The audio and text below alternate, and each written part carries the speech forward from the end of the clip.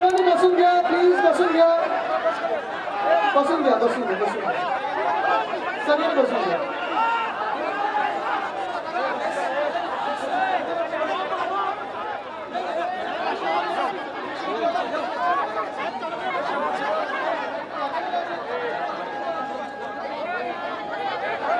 ठीक आहे, बरं बोलू का? मी पावसाला विनंती करीन, थोडा धीर धरा, थोडा थांबा. सकाळपासून अनेक ठिकाणी असाच प्रेमाचा पाऊस पडत आहे, वर्षा होत आहे, पण मला वाटतं एक शुभचिंतन आहे, आपल्या बाजूने आशीर्वाद आहे.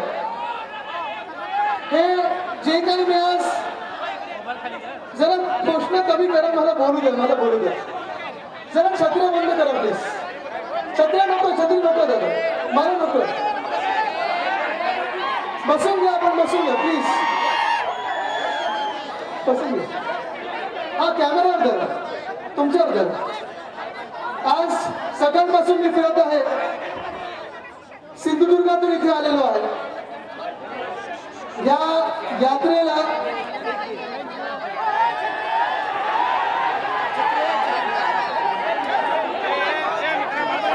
सॉरी प्रेसला मी विनंती करतो, जरा दादा जरा थांबा, जरा थांबा, सगळ्यांनी थांबा, जरा सगळ्यांनी शांत होऊन ऐकून घ्या, ऐकून घ्या. मला तुमचा उत्साह माहिती आहे, पण जरा ऐकून घ्या. आज सकाळपासून मी फिरत आहे, सकाळपासून फिरत आहे, कोकणातून इथे आलेलो आहे, कुडाळमध्ये आलो, इथून सावंतवाडीत आलो आणि आज इथे आजऱ्याला येताना मोठं स्वागत झालं. पण एक मी तुम्हाला सांगू इच्छितो, जिथे जिथे मी फिरत आहे, आता जर इकडे शांत बसा, जरा जरा शांत बसा दादा, जरा शांत बसा, शांत बसा, जरा शांत बसा, मध्ये मध्ये कोणी बोलू नका, जरा शांत बसा. जिथे जिथे मी जात आहे तिथे असंच स्वागत होत आहे, असंच उत्साहात माझं जंगी स्वागत होत आहे, प्रेम मिळत आहे, आशीर्वाद मिळत आहे. आणि म्हणूनच मी ह्या प्रेम यात्रा, निष्ठा यात्रा, शिवसंवाद यात्रेवर फिरत आहे. आज इथे जी तरुण मंडळी सगळे आलेले आहेत, तरुण मित्र आहेत, मी तुम्हाला आज एकच प्रश्न विचारायला आलेलो आहे की जे 1 महिना ह्या महाराष्ट्रात घाणेरडं राजकारण सुरू आहे, राजकारण तुम्हाला पटणार आहे का? नाही, राहू दे, जरा बोलायचं जरा बोलू दे, जरा बोलायचं बोलू दे, काही प्रॉब्लेम नाही, मी लोकांशी गप्पा मारायला आलो. मला तुम्ही सांगा, राजकारण तुम्हाला पटणार आहे का? कारण आजकाल मी बघत आहे या महाराष्ट्रामध्ये लोकांच्या प्रश्नाला कोणी हात घालतच नाहीये. जे काही याच्यात राजकारण सुरू आहे, आपल्या राज्यामध्ये एक बेकायदेशीर सरकार बसलेलं आहे, बेईमान्यांचं सरकार बसलेलं आहे, गद्दारांचं सरकार बसलेलं आहे. आणि तुम्ही आज लिहून घ्या, हे सरकार कोसळणार म्हणजे कोसळणारच.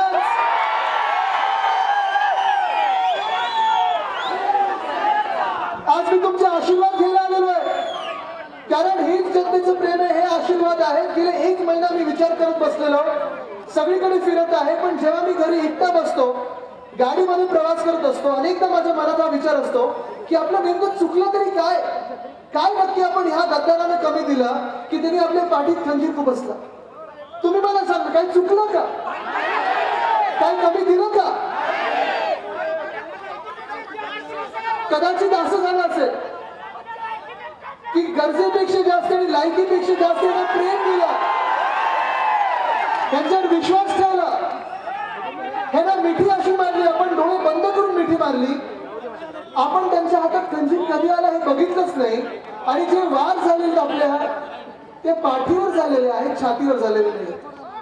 मला लाज ह्या गोष्टीची वाटते की ह्या 40 लोकांना आपण आपलं समजत होतो, तुम्ही आम्ही सर्व शिवसैनिक आपण यांना आपलं समजत होतो. निवडणुकीत त्यांना साथ सोबत दिली, निवडणुकीतच गावांना शिवसैनिक राजकीय जन्म आपण करून दिला, राजकीय ओळख यांची आपण करून दिली, सामाजिक ओळख आपण करून दिली, पदविका दिली, डोक्याला आपण बसवलं, प्रचारासाठी फिरलो, दिवस रात्र ह्यांच्यासाठी मेहनत घेतली.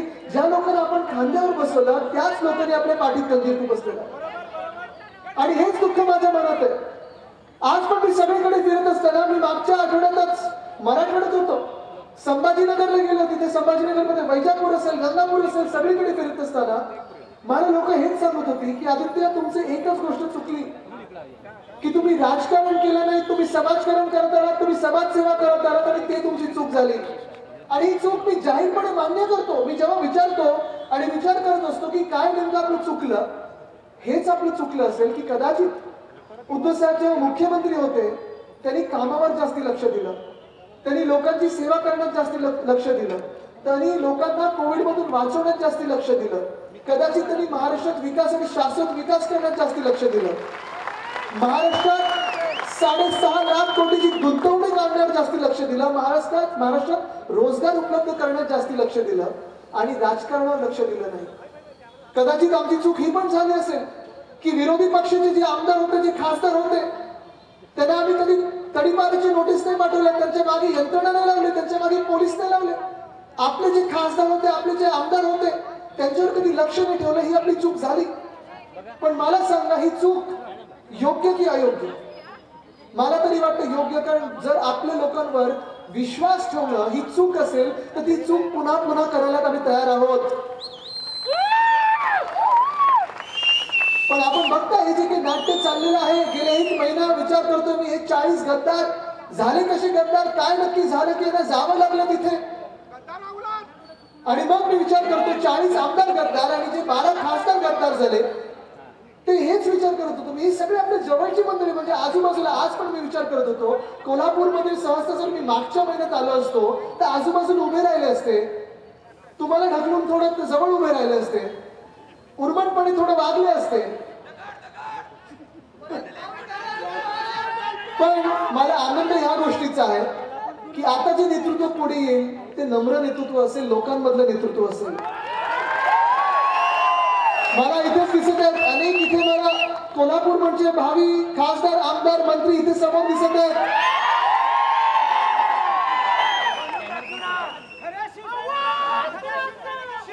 पण जेव्हा हा विचार येतो माझ्या मनात की आपण चुकलं काय, कदाचित जसं मी सांगितलं की जास्ती दिलं, अपचन झालं आणि हाजमोला खायला ते समोर गेलेले आहेत. आज सगळीकडे फिरत आहेत, मोठे होर्डिंग्स लावत आहेत, बॅनर लावत आहेत की आम्ही उठाव केला, बंड केला, क्रांती केली, असं सगळीकडे सांगत. तुम्ही पण वाचलं असेल, पेपरमध्ये वाचलं असेल, त्यांचे इंटरव्ह्यू बघितले असतील. लाज नाही, शरम नाही, काही नाही, जे मनात येतात ते बोलतायत. पण दुःख या गोष्टीचं होतं की त्यांना उठाव बंड याच्यात जी हिंमत आणि ताकद लागते ती त्यांना नव्हतीच आणि माहिती सुद्धा नव्हती. हे लोक बंडखोर नाही आहेत, क्रांतिकारी नाही आहेत. उठाव हे केला नाही, बंड करायला तुम्हाला तिकडच्या तिकडे उभं राहायला लागतं. उठाव करायला हिंमत लागते, जिद्द लागते, ताकद लागते. क्रांती करायला ताकद लागते. हे लोक गद्दार होते आणि गद्दारच राहणार. त्यांना जर उठाव करायचा असतं ना, बंड करायचं असतं ना, तर हे इथेच उभे राहून बोलले असते, साहेब तुमचं जे चाललंय ते चुकतंय.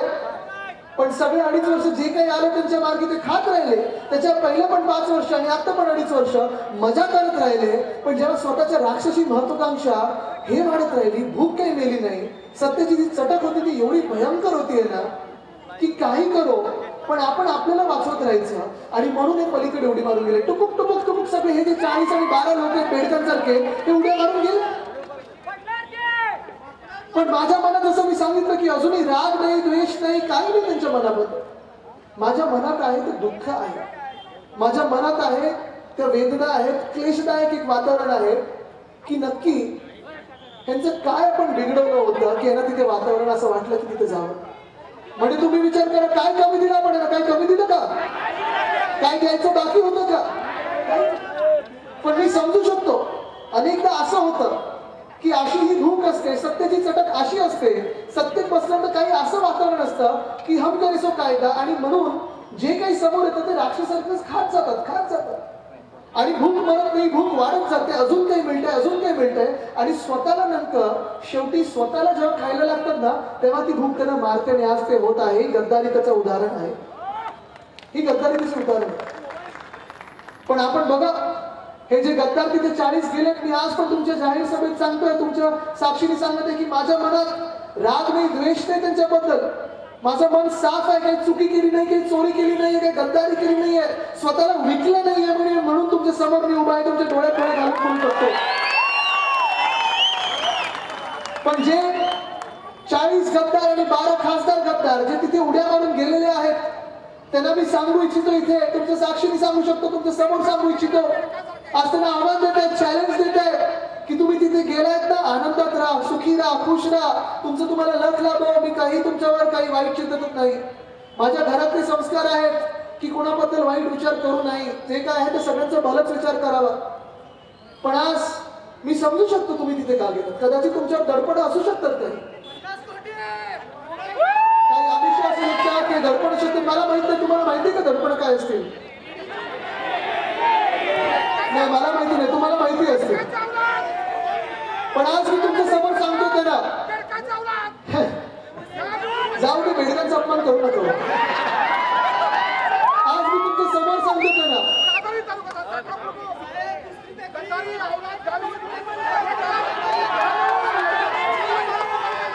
दादा बसा बसा, तुमचा राग मी समजू शकतो. बसा बसा, बसून घ्या, बसून घ्या. मी आज त्यांना सांगू इच्छितो इथे की ज्यांना जिथं तिथे राहायचं असेल, जे जे गद्दार झाले असतील, 12 खासदार आणि 40 आमदार, ज्यांना ज्यांना तिथे जायचं, आनंदात राहा, तिथे सुखी राहा. पण जर थोडी लाज उरली असेल, जर थोडी हिंमत तुमच्यात असेल, जर खरं तुम्ही लोकप्रतिनिधी म्हणून सगळीकडे फिरू इच्छितात, आमदारकीचा राजीनामा द्या, खासदारकीचा राजीनामा द्या आणि निवडणुकीला सामोरे या. चला, राजीनामा द्या आणि निवडणुकीला सामोरे या. होऊन जाते एकाच या मार्फत कोण सत्तेच्या बाजूने, कोण सत्तेच्या बाजूने आहे. आपल्या देशात, आपल्या हिंदुस्थानमध्ये आपण सत्यमेव जयतेला महत्व देतो, सत्तामेव जयतेला नाही. हे गद्दारांचं सरकार आहे, मी परत परत सांगतोय. बेईमानाचं सरकार आहे, बेकायदेशीर सरकार आहे, घटना बाह्य सरकार आहे. हे कोसळणार म्हणजे कोसळणारच. पण ज्यांना ज्यांना तिथे राहायचं असेल, जसं मी सांगितलं, चला निवडणुकीला सामोर या. जनता ठरवेल, जनता जी काही असेल तयार आहात ना तुम्ही? पण या लोकशाही शस्त्र आपलं एक मत असतं. दुसरी बाजू ही पण आहे, त्याच्यात ह्या गद्दारांमध्ये 2 गट आहेत. एका बाजूला जे स्वतः पळून गेले, त्यांची भूक असेल, राष्ट्राची महत्वाकांक्षा असेल, काही गडबड असतील, हे मी समजू शकतो. पण दुसरा गट असा पण आहे ज्यांना फसवून तिथे नेलेलं आहे, ज्यांना पळवून तिथे नेलेलं आहे, ज्यांना अजून काही आमिष दाखवून तिथे नेलंय. तर अजूनही सांगतो मी, जर तुम्हाला वाटत असेल की उद्धव साहेबांच्या पाठीत खंजीर खुपसण्यात चूक होती, शिवसेनेच्या पाठीत खंजीर खुपसण्यात चूक होती, शिवसैनिकांशी बेईमानी करणं हे चूक आहे, जर तुम्हाला वाटत असेल तर या परत या. तुमच्यासाठी दरवाजे खुले आहेत, मातोश्रीचे दरवाजे खुले आहेत. आज तुमचं जे प्रेम बघत आहे मी, एक विश्वास बसत आहे माझ्या मनात की शिवसेनेसोबत ही जनता उभी आहे, कारण शिवसेनेने कधी कोणाचं वाईट केलेलं नाहीये. गेले 2.5 वर्ष आपण बघा, जसं उद्धव साहेबांनी काम केले, मुख्यमंत्री म्हणून काम केलंय, एक कुटुंब प्रमुख म्हणून काम केलंय. कोविडच्या दिवसातलं तुम्हाला तर वातावरण आठवत असेल. प्रत्येकाच्या घरोघरी जाऊन फेसबुक लाईव्हच्या माध्यमातून प्रत्येक आठवड्यात प्रत्येकाला वाटायचं की हे मुख्यमंत्री हे माझे कुटुंब प्रमुख आहेत. हा माणूस विश्वासू माणूस आहे, हा माणूस प्रामाणिक माणूस आहे, हा माणूस चांगला माणूस आहे. कधी कोणाला वाटलं नाही की हा माणूस काही महाराष्ट्राचं चूक करू शकेल किंवा काही अजून वेगळं घडवू शकेल. जिथे जिथे मी जात आहे, खरं जर आपण पहिला निर्णय ह्या सरकारचा, महाविकास आघाडी सरकारचा बघितला, जेव्हा शिवसेना, राष्ट्रवादी काँग्रेस एकत्र आली, उद्धव साहेबांना मुख्यमंत्री बनवलं, पहिला निर्णय आपला हा होता की छत्रपती शिवरायांचा जे रायगड किल्ला आहे त्याला आपण 600 कोटी तिथे दिलेले आहेत. शेवटचा निर्णय हा होता की औरंगाबादचं नाव आपण संभाजीनगर केलेलं आहे. पण हे सगळं होत असताना मी अभिमानाने सांगू शकतो की कुठेही जातीय दंगली घडल्या नाहीत, कुठेही धर्माधर्मामध्ये वाद निर्माण झाले नाहीत, कुठेही भाषेमध्ये वाद निर्माण नाही झाले, जातीपातीमध्ये वाद निर्माण नाही झाले. सगळ्यांना एकत्र घेऊन चालणारा आपला माणूस, आपला मुख्यमंत्री होता, तो म्हणजे उद्धव साहेब ठाकरे. पण कदाचित त्यांच्या हेच पोटात दुखत असेल, या गद्दारांच्या हेच पोटात दुखत असेल की उद्धव साहेब जर पुढे आले तर आपलं काय, महाराष्ट्राचा एकजूट झाला, महाराष्ट्राची जर ताकद वाढली, महाराष्ट्रात विकास झाला तर आपलं काय, महाराष्ट्र एकत्र येऊन पुढे यायला लागला तर आपलं काय, महाराष्ट्रातले वाद जर मिटून गेले तर आपलं काय होणार. कारण आताचं बघा, जे काही सत्ताचं राजकारण चालू आहे, एवढं निर्लज्जपणे चालू आहे की सगळीकडे तुम्ही बघताय वाद निर्माण कसे होऊ शकतात, हेच विचार सुरू आहे त्यांच्या मनामध्ये. काल परवाकडे जे राज्यपाल महोदय बोललेले आहेत तुम्ही बघितलं असेल, किती लोकांनी बघितलं? सगळ्यांनी बघितलेलं आहे. त्याच्या आधीचं वाक्य किती लोकांनी बघितलं? छत्रपती शिवरायांबद्दल जे बोलले किती लोकांनी बघितलं? सावित्रीबाई फुलेंबद्दल बोलले किती लोकांनी बघितलं? सगळ्यांनी बघितलं. पण परवाचं जे बोललेले आहेत ते एवढं घातक आहे, तुम्ही विचार करा थोडं. यस विंचेकर साहेब, या नमस्कार, जय महाराष्ट्र. परवा जे बोललेले आहेत ते एवढं घातक आहे, तुम्ही लक्षात घ्या. प्रत्येक माणसाला इथे आणि प्रत्येक महिलेला मी सांगत आहे, मी लहानपणीपासून राजभवनावर जात आलेलो आहे. माझ्या आजोबांसोबत, माझ्या वडिलांसोबत, अगदी वाजपेयी साहेबांना तिथे भेटलेलो आहे, अनेक प्रधानमंत्र्यांना भेटलेलो आहे. डॉक्टर PC अलेक्झांडर पासून आत्ताचे विद्यासागर राव साहेबांपर्यंत सगळ्या गव्हर्नरना भेटलेलो आहे. शंकर नारायण साहेब असतील, सगळे असतील. पण कधीही मी एवढा राजकीय राज्यपाल बघितलेला नाही. हे जे चाललंय आपल्या राज्यामध्ये, परवाकडे काय बोलले मुंबईमध्ये आणि ठाण्यामध्ये, म्हणजे खास करून जिथे निवडणुका येऊन घातलेल्या आहेत तिथे मराठी माणसाला बाजूला करायचं, हिंदूंमध्ये फूट पाडायची, जी नागरिकांची एकजूट झालेली आहे त्याच्यात वाद निर्माण करायचे, शिवसेनेला बाजूला पाडायचं आणि स्वतःचं मताचं राजकारण करून घ्यायचं. हे मी कदापि ह्या महाराष्ट्रात कधी आधी बघितलं नव्हतं आणि मला वाटतं हा महाराष्ट्र कदापि हे सहन करणार नाही.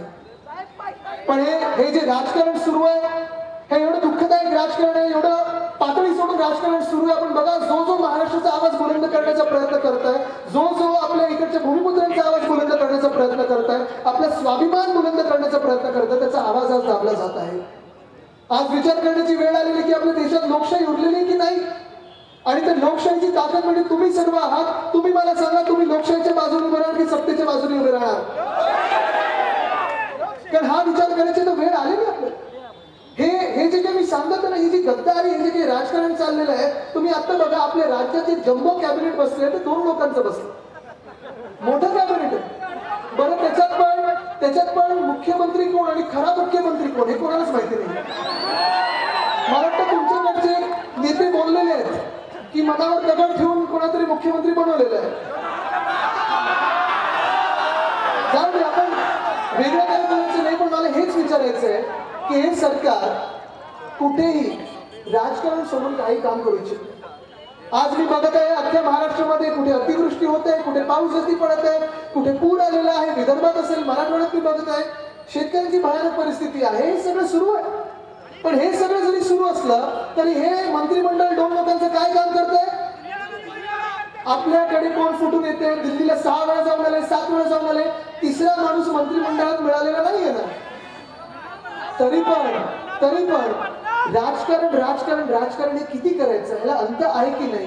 पक्ष किती फोडत बसायचे, ह्याला अंत आहे की नाही? राजकारणाची पातळी किती सोडायची, ह्याला अंत आहे की नाही? खोटं किती बोलायचं, ह्याला अंत आहे की नाही? हा प्रश्न आज माझ्या मनामध्ये आलेला आहे.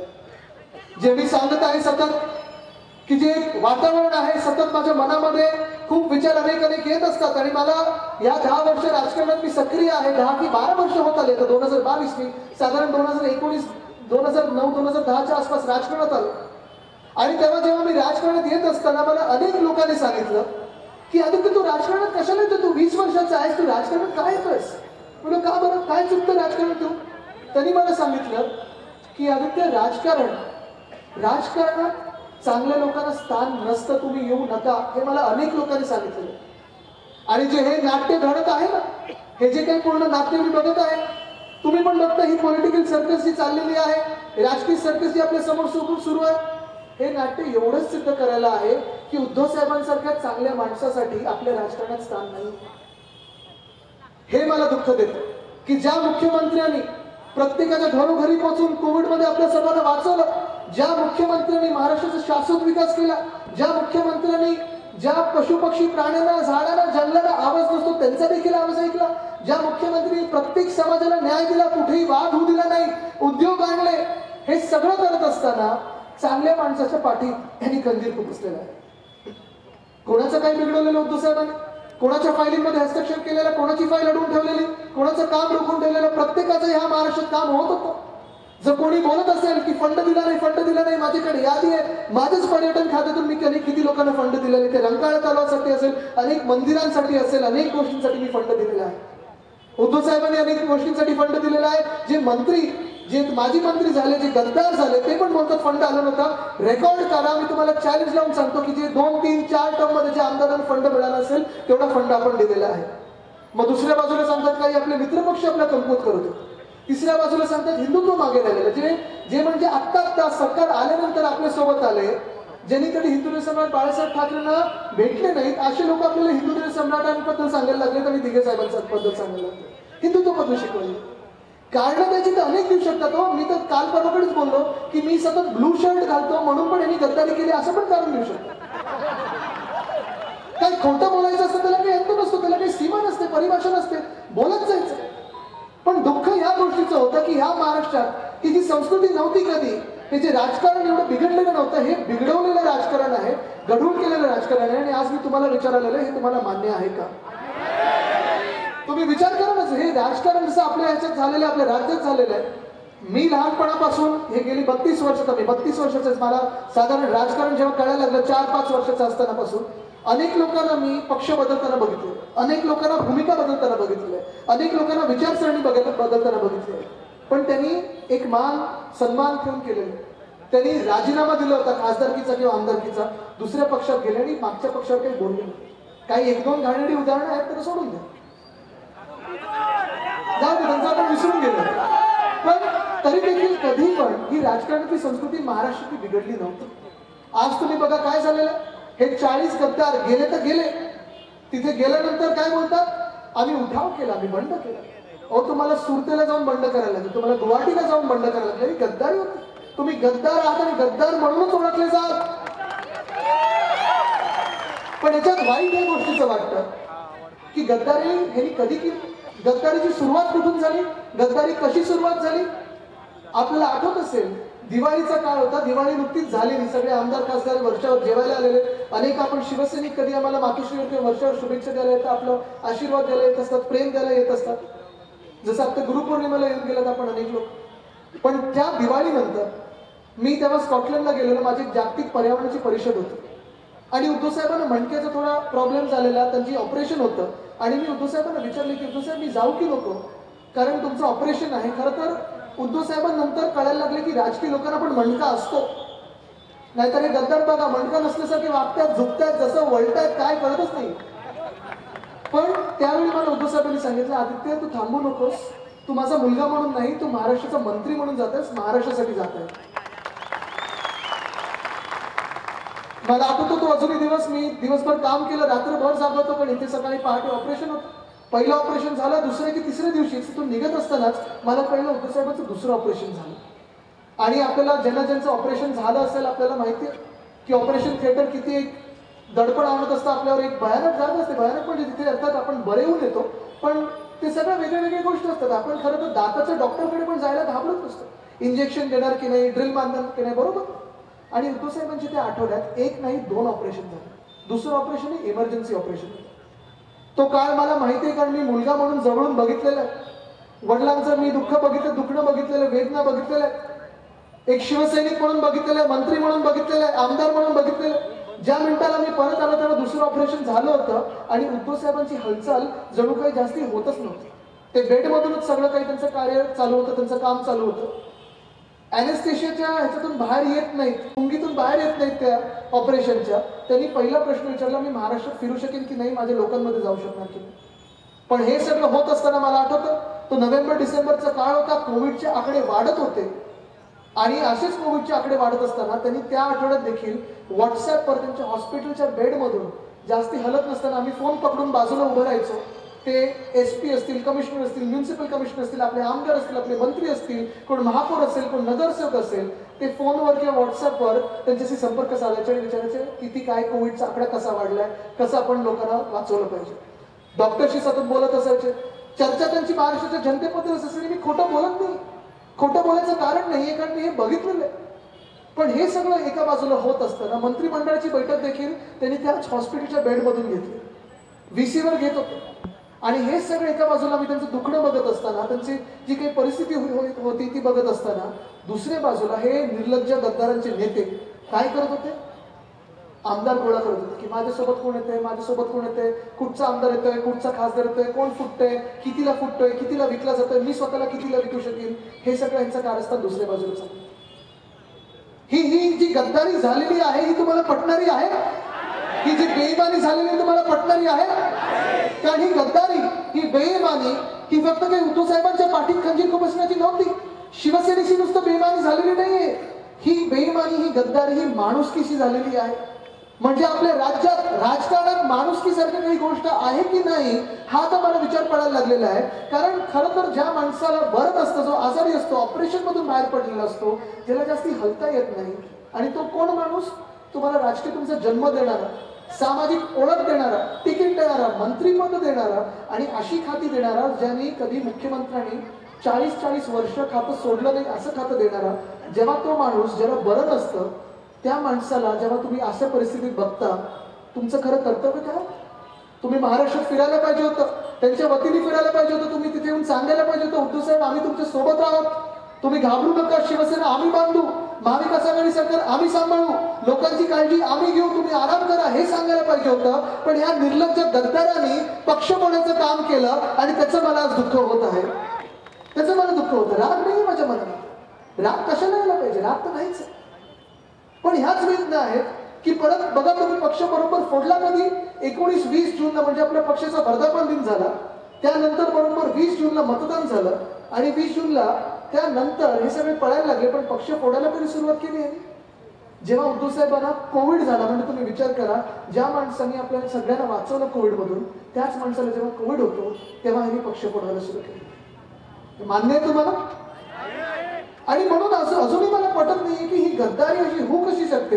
कारण ठीक आहे, तुम्हाला बेईमानी करायची होती, तुम्हाला पलीकडे जायचं होतं, तुमच्यावर दडपण असतील, समजू शकतो, पण तुम्ही माणुसकीशी गद्दारी कशी करू शकता? तुम्ही असं वागू कसं शकता जेणेकरून जे काही माणसाने तुम्हाला सगळं काही दिलं त्याच माणसाच्या पाठीत तुम्ही खंजीर खुपसता? आणि आज मी जे काही सगळीकडे फिरत आहे, मी ह्याच गोष्टीसाठी फिरत आहे की जे दुःख आम्हाला परिवाराला झालेलं आहे. कारण तो काळ नोव्हेंबर-डिसेंबरचा अगदी आत्तापर्यंतसाठी सर्वात वाईट काळ होता.